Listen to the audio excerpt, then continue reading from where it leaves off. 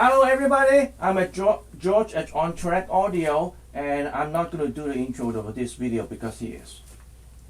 I forgot what the, oh, nope, I remember what the video is. No, wait a minute, forgot. Nope, I remember. Okay, so what we're talking about today is control. Control over your system. Control over your system, control over your surroundings, control over your environment, and control over your music, which is actually a really, really cool thing. It allows you actually get to be the artist, in a sense. Mastering engineer. There you go. That's what I'm looking at. Yep. Yep. All right, so what we have here is a C312 preamp, which we just did a video on, which I stumbled through rather badly, so don't laugh too much when you see it. Up here we have the SCK4, the shape control knobs, okay? And together, these two make for actually a really, really powerful suite of adjustment so that you can make your system sound like a lot of different things, but most importantly, you can dial it in and get it working in your room exactly the way you'd like it to be working. So a quick review on the C312. We've got 3 adjustable gain stages here in a master control. This is warm, this is tube, this is solid state. All right? And warm does exactly what you expect it to do. It gives you the amount of tube sound, or it kind of gives you the fatness and the girth. The tube is kind of a modern tube, so this one, the more you turn it up, the more shimmer and sparkle you get. Solid state, I kind of liken this to how much detail and maybe pinpoint focus you have, and this obviously provides the punch. Now, I sold a bunch of these, and every user has a different way of thinking of these things, and they adapt it to their own personal use, and that's the whole idea, right? So what I would say about a preamplifier like this is that it's not for everybody. If you don't want to be invested in the control of your own tonal profile, then maybe this isn't the one for you, but it's the one for me. I love the darn thing. Up here, we have the shape control knob unit. It's the SCK4 shape control knob, and 4 is because we've got 4 controls here, 4 control knobs, okay? 2 of them are width, 2 of them are depth. These 2 control the left channel, these 2 control the right channel. I'm doing that with the fingers again, I'm so sorry.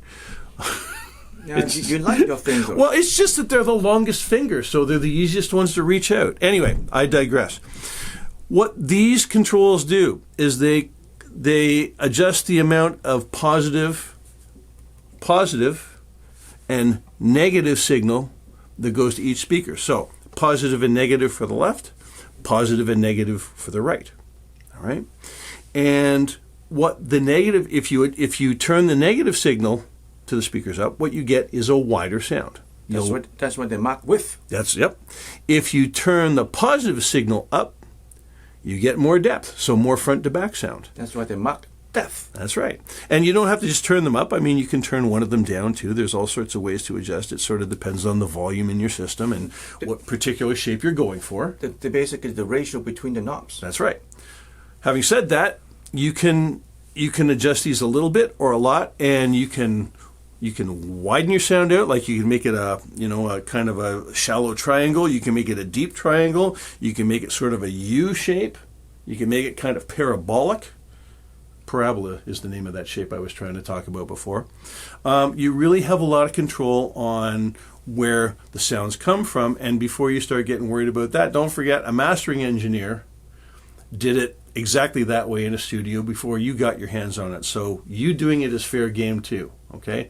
Don't talk about whether or not it's right or it's wrong. The question is, do you like it or don't you like it?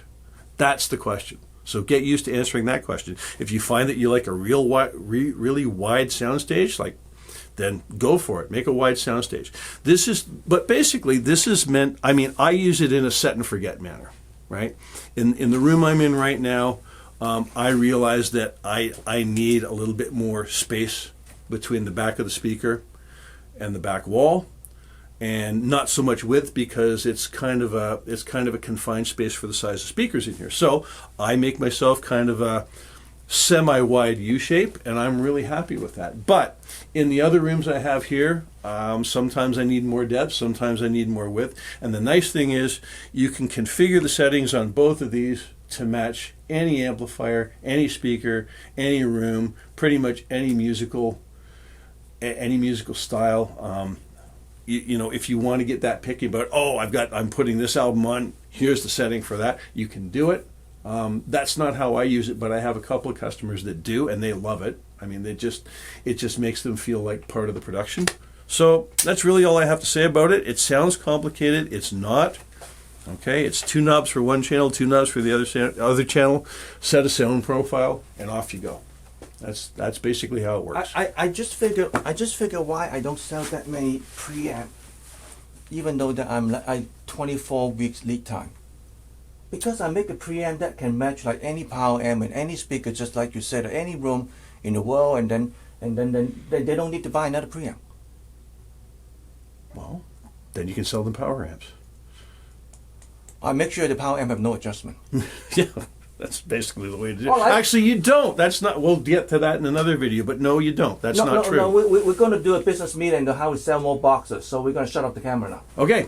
All right. Thanks for watching. Bye. Bye-bye.